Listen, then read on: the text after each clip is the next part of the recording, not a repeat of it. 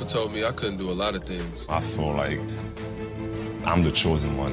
Look at this. We created this. This didn't exist before we were here. All we are is proud and passionate. I love Toronto. I love this team. And we're going to the NBA Finals.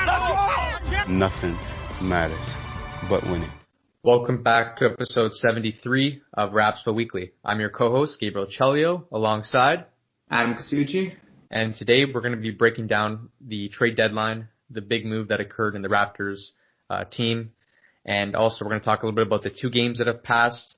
But most importantly, we're going to try focusing on that trade because it is a big one, very important, and kind of changing of our team dynamic here.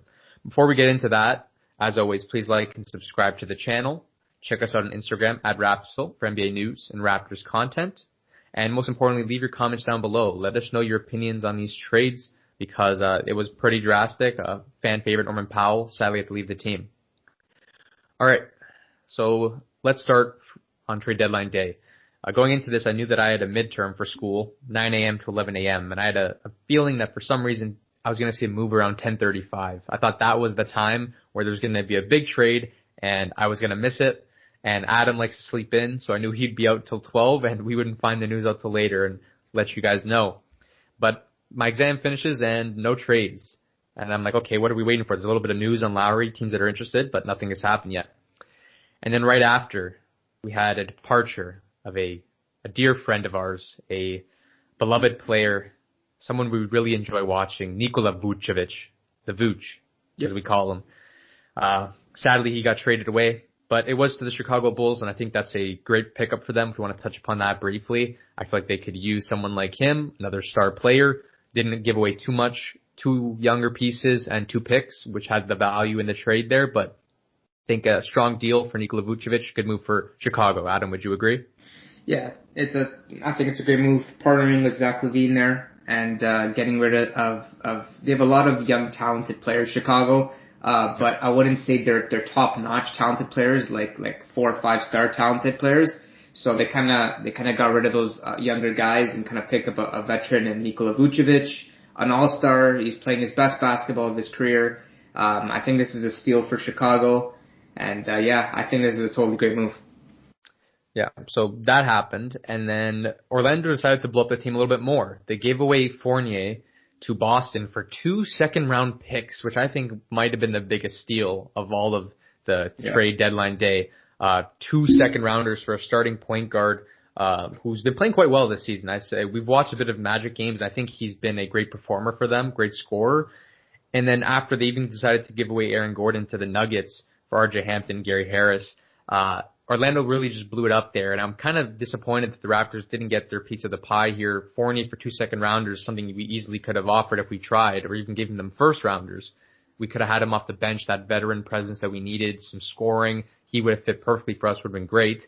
And then Vucevic for 2 young guys in picks. We could have offered our picks. We're doing quite bad this year, so our picks are kind of valuable. And if we were looking to give away Norm, he could have maybe gotten involved in that trade for Vucevic, a star center, something we need to fill the gaps, but we didn't touch that.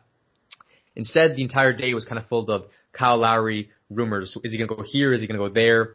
This team is on the 1 yard, Philly's on the 1 yard line of getting him. The Lakers are involved. Miami's the biggest leader. It was just going back and forth. There was so much noise on where Kyle was going to go, but the day was just passing by and no move was made. And then out of nowhere, around 12 o'clock-ish, we just found out off of Woj just tweeted, Norman Powell has been traded to the Portland Trailblazers for Gary Trent Jr. and Rodney Hood. That's it. It was just out of the blue, random, quick, no rumors, and the trade just happened. And everyone was shocked because, apparently there was offers in the teens. There was like maybe 15, 16 trade offers for Norman Powell, and we settled on this one. And we were kind of taken aback. And there's so much on Kyle Lowry that we were kind of worried. When's Kyle getting moved? Is he going to get moved next? What's going to happen here? Maybe is Trent and Hood, are they assets that we're going to involve in a Lowry trade to Miami, who didn't really want to give up Hero, or the Lakers, who didn't really want to give up Talen Horton-Tucker? Is this an extra asset? And then Miami was doing a lot of small moves, and I was thinking maybe they were also getting their assets ready for a trade. And we were getting closer and closer to the deadline, 2:30, 2:45. It felt like New Year's Eve. We were just counting down 10, 9, 8, but it just kept going. And then right at 3 o'clock hit, we heard nothing. We thought it's over. they're saying trades can still happen after the deadline. They can still be announced. And then we find out Woj tweets again, Kyle Lowry will not be moved. So Adam, what is your initial reaction, I guess? Let's stick in the Norm trade first. What was your initial reaction to the Norman Powell trade? Yeah, really upset. I thought Norm was a loyal guy to the city, to the organization. I thought he's been a great player throughout his tenure here in Toronto. He's helped a lot of guys develop, our young guys, Terrence Davis, Malachi Flynn. He's really helped. So he has been kind of a role model to some of the younger guys we've had, and he's really picked up his game. I think it's like 30 games he got in a row, double-digit scoring, which is really tremendous. And he's playing at an all-star level right now. And for us to give him away for Gary Trent Jr. and Rodney Hood, I just feel like that's not enough. I know you were saying that maybe if Masai did add in a first-round pick, so a first-round pick, Trent Jr. and Hood, that would be okay. But in my opinion, I think that Norm is more valuable than that. I think he's a great defender. I think Norm is obviously the great scorer that he is. He has room to grow in the playmaking department. And he was rising. He was rising up, and he was at the kind of the pinnacle of his career, I feel. And it's just the worst time to give him away. I mean, and now I think the good part is that we don't have to pay him. We don't have to use that salary space. But I think he was the guy providing and was the guy producing for us. So it's a lose-lose, I feel, here. And now we keep Lowry, which is good. I'm very happy, but I'd rather have kept both of them and have to deal with the salary issue. Because I feel now giving away Norman Powell, the scoring will be very challenging for this Toronto team. Yeah, okay. I'm glad that you mentioned the point about the salaries. That was one of the reasons I guess the move was going to happen, was we knew that Norm's been playing fantastic, 100%. Fantastic player, fantastic scorer, best season of his career, huge step up, and it's been phenomenal seeing him play. And the only rumor was because of this, he was going to want more money. And we knew the contract was going to be kind of hefty, and this avoids us paying him. So that's what I knew we were going to make a move, but there were so many offers, and for some reason we settled on this trade. I think a pick would have made it a little bit better. Draft picks are valuable for younger pieces. You know what the Raptors can do in drafting. They can make second-round picks like Norman Powell turn into, this fantastic player that he is. So I think a pick would have been making it better. Even then, I think that would just made it an okay trade. I feel like the trade as it stands is a little undervalued. Not the best trade. I feel like out of all the options, him settling on this one was a little weird. But we got to look at, there is an upside to this and there is a reason, right? Okay, so we compare ages. We have Gary Trent Jr., 22 years old. Norman Powell, I think, turning 28 in 2 months. Similar playing styles, scoring, similar type of role. Obviously, Powell being the more dominant for his time, but Trent being younger, better than Norm was at this age, obviously. Norm came in the league very raw, and we built him up. So there's potential there. And then contracts, Trent's on like a 1.6, but he's expiring, so I don't know how much he's going to ask for. That's to be undetermined. And then Rodney Hood was also involved in this to make the contracts work, right? You got $10 million for a $10 million swing pretty much, and then Trent was the value. So we know Rodney Hood. Adam, we saw him in this play these past couple of games. What are your thoughts on that? I think he's exactly what you said, just a contract filler. I think Nick Nurse is really valuing him very high, playing him as the sixth man in the Phoenix game, and I don't think he fits that role. But I think Gary Trent is the guy I really want to talk about. I think that I'm not expecting him to produce Norm's numbers right off the bat. Obviously, he's getting used to the system. But I did watch his interview, his first interview for the Raptors, and he's really optimistic about with playing with the guys, and he's a really nice guy. He seems like he's like a learning sponge, and he wants to like really gel with the guys, and he seems like a really nice person. So I'm not too worried about him. I think he'll fit in soon. I just don't think he'll have the same impact that Norm had on the team, and it's going to be tough for us. I mean, I don't know. I think Gary Trent will average maybe 12 to 15 points with us, and Norm's going to be averaging over 20. So I don't see the value in that. I don't see the upside, how that made our team better, and Hood being a guy that's kind of just another guy, 8th, 9th rotation guy that isn't playing well right now. It's such a tough situation for the Raptors. I understand. I think in terms of immediate effect, we've taken a downgrade. Obviously, we got worse players in return. We know that. I think long term they can look at Trent as another young piece to possibly build around. It's just like it's a battle here because we're getting a little bit worse, and people are talking about tanking for a pick or doing worse for a pick. We're set up for a good draft pick right now, so obviously that's a thing.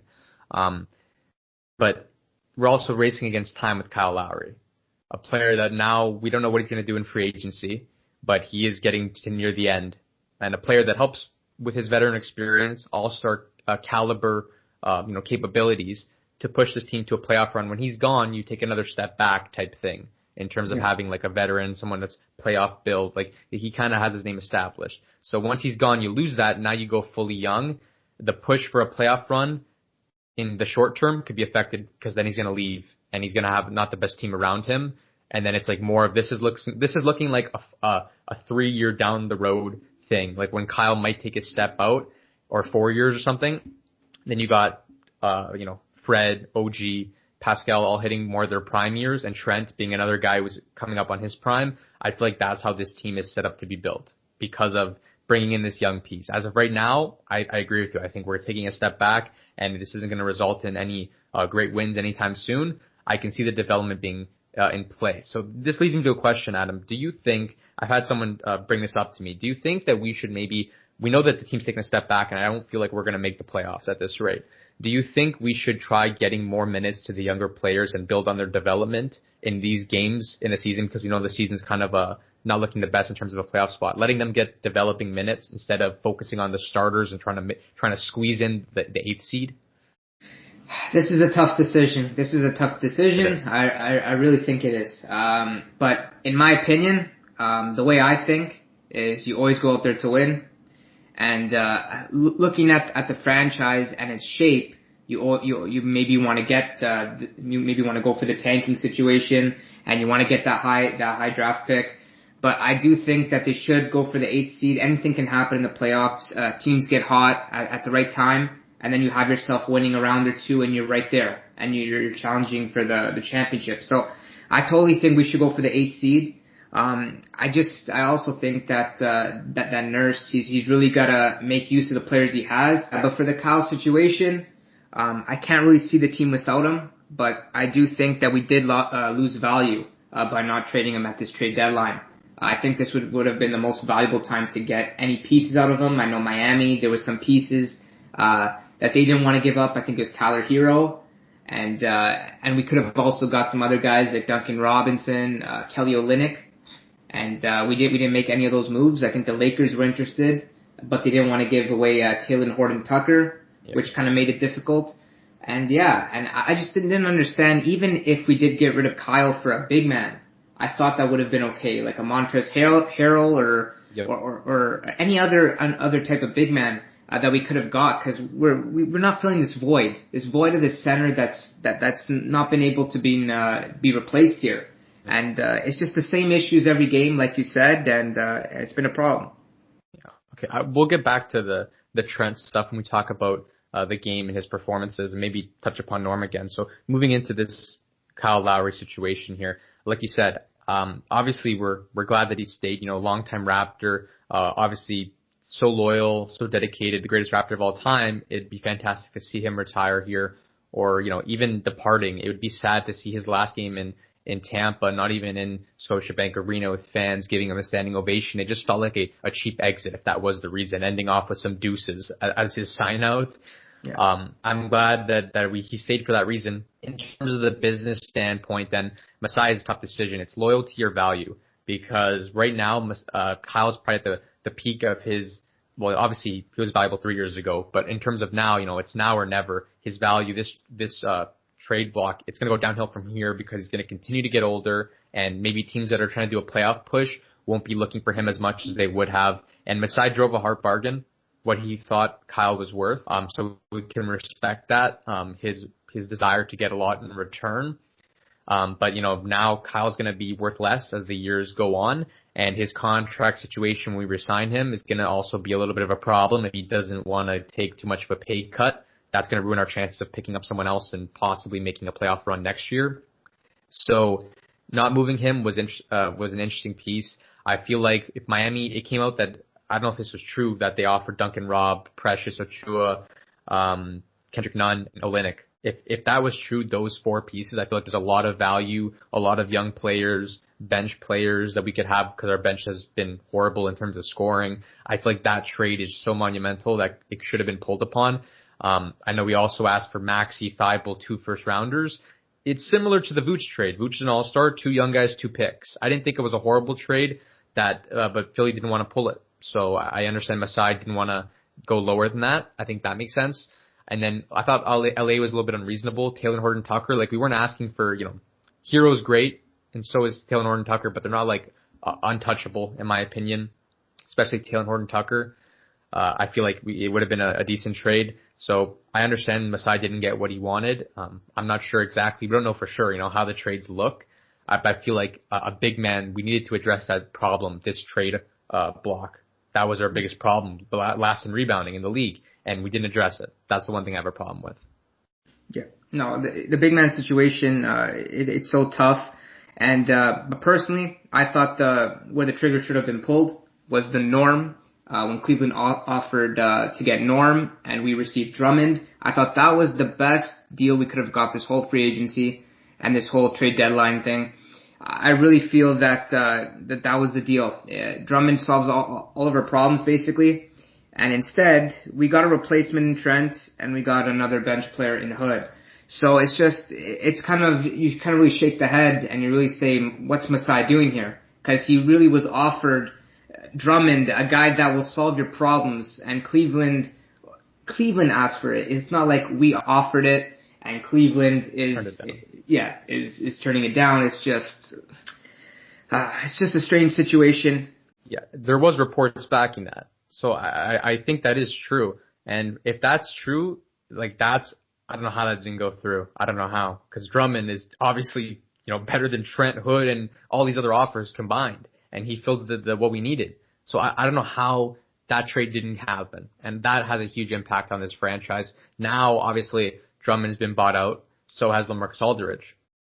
In this next segment, we had planned, me and Adam talked about Lamarcus Aldridge and Andre Drummond and why the Raptors should try making a move for them after they've been bought out.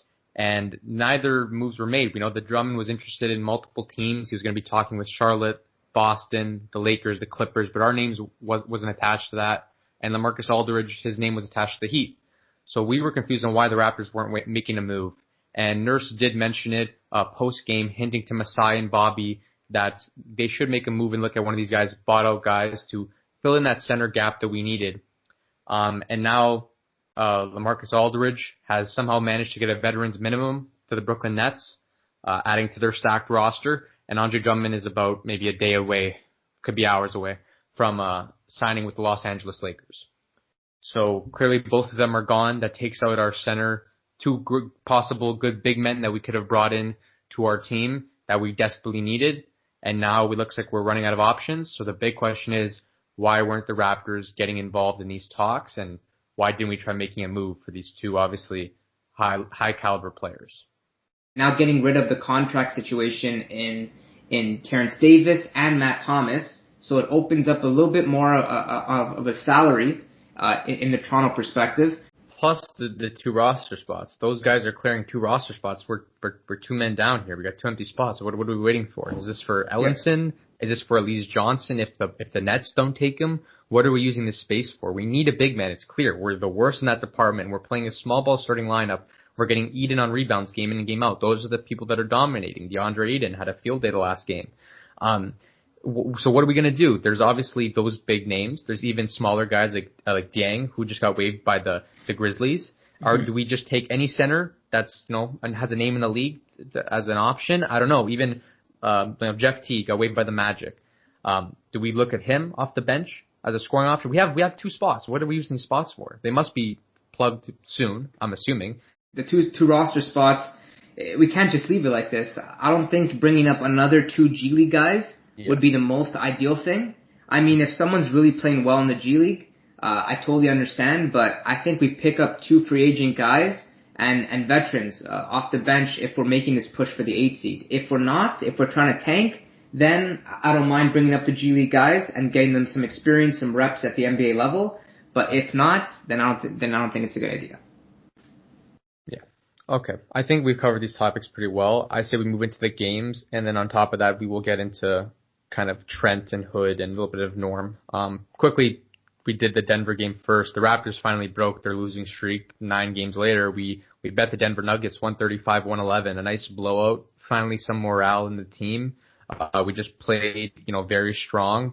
Pretty much the entire game. We almost won every quarter. We just played really well. Did a good job of slowing down Jokic at first. Kind of double teamed him and Murray a lot, and they kind of banked on their other shooters, and they weren't shooting that well. So we kind of got lucky there. Was forcing the other teams to make up their stars. And Will Barton shot 0 for 8 this game. That was one of the reasons that we had a chance. Paul Millsap 5 for 10. Dozier 2 for 7, Agi 1 for 6, Campazzo 2 for 6. No one shot too well in their team. We were shooting really well and they weren't. 51% from the field for us and 50% from 3. Finally. Pascal Siakam had 27 points, 8 boards, 6 assists, 8 for 16 shooting, a steal and a block.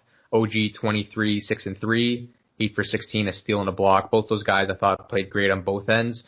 Playing a little bit undersized there, obviously against Jokic, double teaming and even scoring offensively. They were leading the team well. Kyle, a little bit more of a backseat this game, 8 points, 5 boards, 9 assists. Fred, 19 points, 5 for 12 shooting, contributing in the scoring department. And then Norm, another great game, 22 points, 2 boards, 3 assists, 8 for 12 shooting. Sad to see him go. And then Paul Watson off the bench, 12 points, 6 boards, 2 assists, good production from him. Helping that bench unit, and Bembry, 9 points, 7 boards, 4 assists. Both had 20 minutes in the night. And then Boucher, obviously, getting his 16 minutes a game, 7.6 boards. I thought we had more production off the bench this game. Everyone was kind of just playing well. There was a nice morale boost, and I thought that was kind of the reason we won this game. Easy. Yep, all of our starters really shot the ball well. I think that was the key, and also, like you said, the bench unit. Once we get over 20 points, I really think it's a good bench night, especially for the guys we have. Bembry putting in a good performance, and Watson really standing out on the bench, and I thought those were the 2 guys that really helped us. Yep. And I think this was one of our best games of the season. I thought we did a great job, even though Jokic's stats might have looked good at 20 points, 10 rebounds, and 5 assists.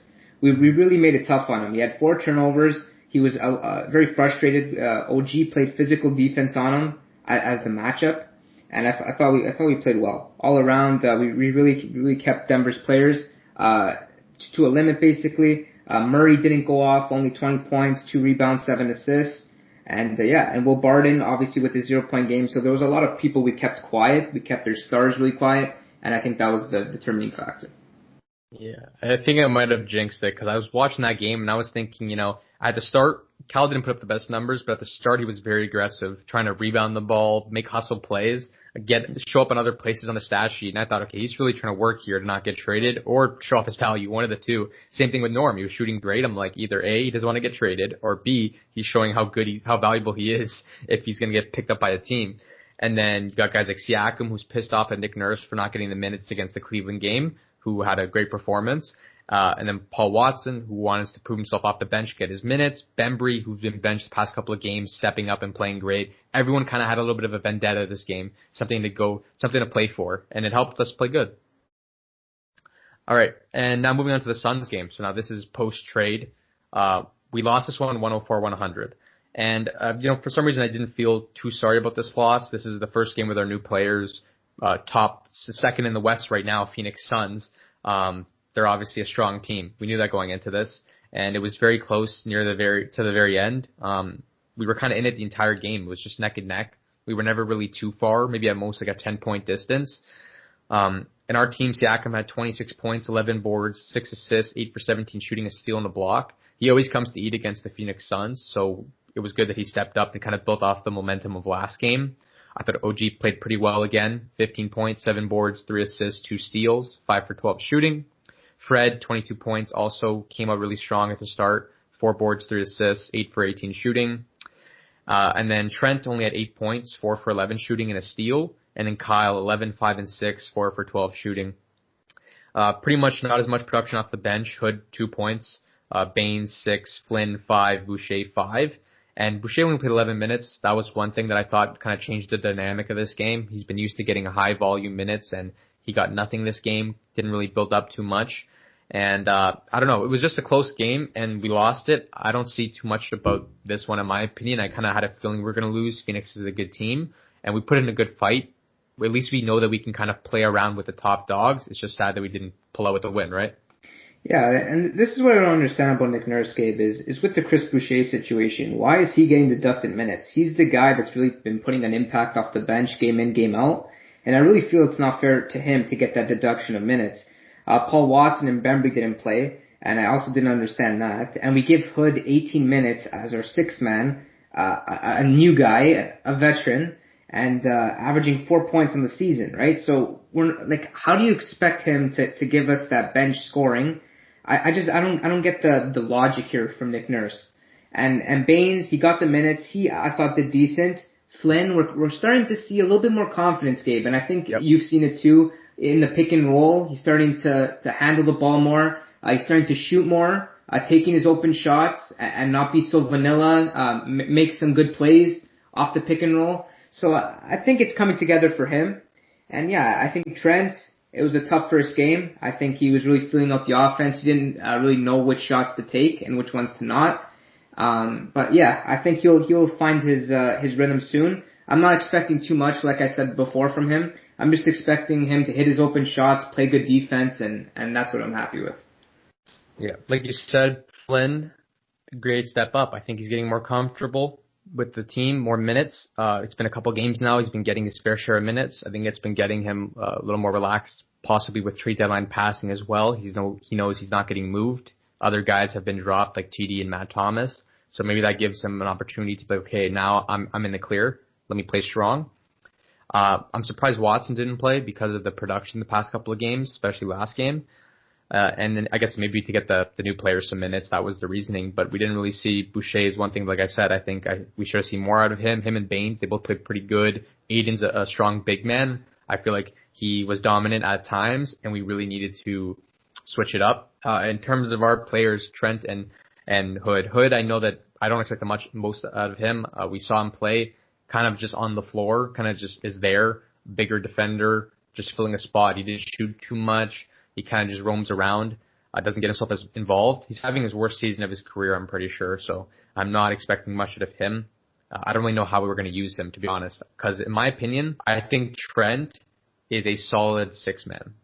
Him starting at the 3, he's undersized, he's playing with big boys, and he's the last option. He's got Fred, Kyle, Pascal, they all want the ball, and now OG is going to want more of the touches because there's no more Norman Powell. And we saw the past 2 games, he's been aggressive offensively. So I think using Trent here as the last option, catch and shoot player, that's not what he is. We've had, on the podcast, we have some team members that reached out to some Portland fans, and they've said that after watching the Phoenix game, they said that we used him all wrong. He said that he needs to get touches on the ball. He needs to have the ball in his hands. He's not one of those guys where you can just hit him open shots, and he shoots every 3 to 4 minutes, 5 minutes. You got to give him active touches, and he likes having the ball in his hands, like when he took those pull-up jumpers. So I think what's perfect for him is being the sixth man on this team, leading the bench unit, ball in his hands, let him create, and we know he can shoot off the dribble and be creative, shot creator.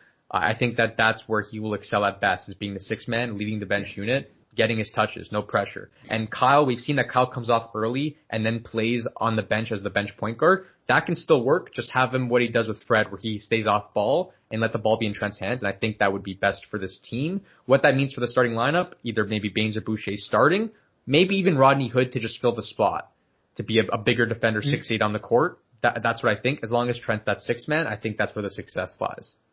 My opinion, I really agree with the Trent being on the bench. I think that he would work well, honestly, with Hood off the bench, kind of coming into the new team, kind of adjusting to the team together, kind of learning the plays, and they already know each other's play style, so I'm sure putting them together might not be a bad option. I think putting them and then adding in a Chris Boucher into the starting lineup, I think that would be the play here. It's so hard. It's so hard for Nick Nurse every game because there's no dominant center that you can just start every game and just that can be dominant, clean the defensive glass, and it's just hard. It's Siakam. He can do his best. He can do his best, and he can get his rebounds, but he's still not going to be as consistent as a center would be. and it's tough every game.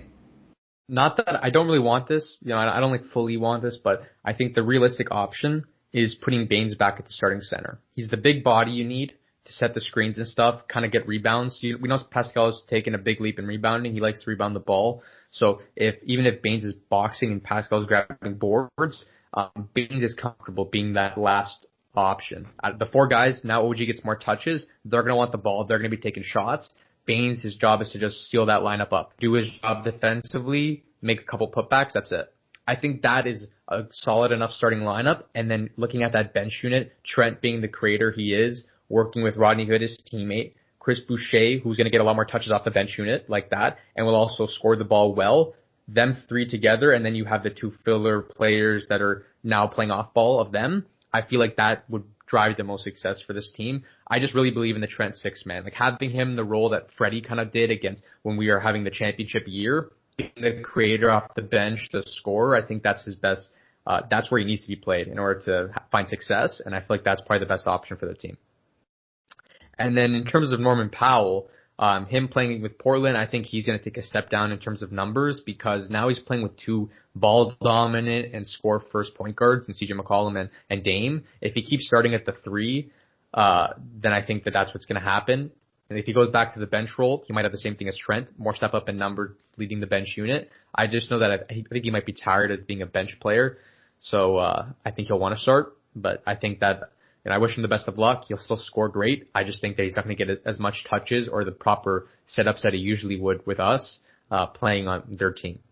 No, yeah, I completely agree. But I do think one thing that he will be more efficient, getting looks from guys like CJ McCollum, Damian Lillard, and kind of getting passes from those guys. I feel like he's going to just be able to just be focused on scoring the ball. He doesn't really have to play make like he did in Toronto in these later stages of the season. He was trying to play make, trying to set other guys up as well as score. So now he can just really just focus on scoring, do his job, just focus on his man defensively. And then I think that's the key for Norman Powell in getting his greatest performance. Yeah, I guess the flip side, I guess, is that CJ and Dame are two all-stars. They're going to draw a lot of attention. So Dame, the guy that can pull up from anywhere, can shoot from half court. He'll get doubled at times, and that can leave Norman open. I think he might be able to find his scoring outbursts like that, open shots, open backdoor cuts, stuff like that. All right, that's pretty much it. We hope you all enjoyed. As always, please like and subscribe. Check us out on Instagram at Rapzville for NBA news, Raptors content. Leave your comments down below. Sad to see Norman Powell go. We're all heartbroken here. He's been a loyal Raptor, and he's been fantastic throughout his career. So many highlight plays, highlight moments. Very skilled young man, and I know he's going to do great things in this league. Gary, Trent, Rodney Hood, welcome to the team. Welcome aboard. Get ready, suit up, play your hardest game in and game out, and hopefully we can build you guys up and have a good future with you both. All right, we hope you all enjoyed. That's us signing out. Peace.